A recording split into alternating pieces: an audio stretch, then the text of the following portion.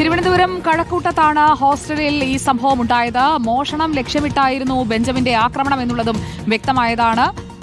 അപ്പോൾ പ്രിയപ്പെട്ട പ്രേക്ഷകരെ, നാട്ടുകാർക്ക്, കഴക്കൂട്ടത്തുള്ളവർക്ക് എന്താണ് പറയാനുള്ളത് അതുകൂടി നമുക്ക് കേൾക്കണമല്ലോ. പൊതുജനം സ്പീക്കിംഗിലേക്ക് നമ്മൾ പോവുകയാണ്. നഗരത്തിൽ സ്ത്രീകൾ താമസിക്കുന്ന സ്ഥലങ്ങളിൽ സുരക്ഷ കൂട്ടേണ്ടതില്ലേ? നോക്കാം. കുറച്ചും കൂടെ സേഫ്റ്റി കൂട്ടണം.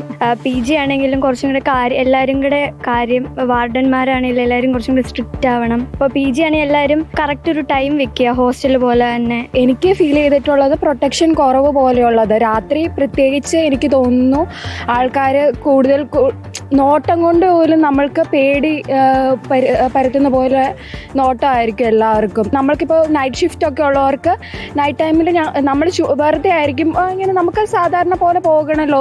നമ്മുടെ ഇപ്പോൾ PGയിലാണെങ്കിലും രാത്രികാലം പോലീസും കുറച്ചും കൂടെ ആക്റ്റീവ് ആവണമെന്ന് എനിക്ക് തോന്നുന്നു. എനിക്ക് ചില സമയത്ത് ചില ആൾക്കാരെ കാണാൻ നമുക്ക് അങ്ങനെ പേടിയായിട്ട് തോന്നാറുണ്ട്.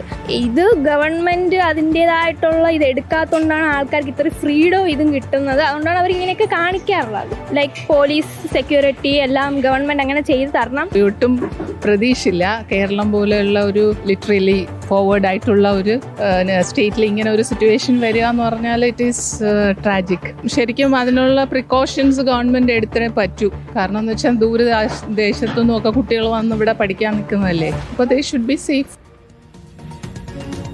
അതാണ്, സേഫ്റ്റി ഉറപ്പാക്കാൻ നമുക്ക് കഴിയണം.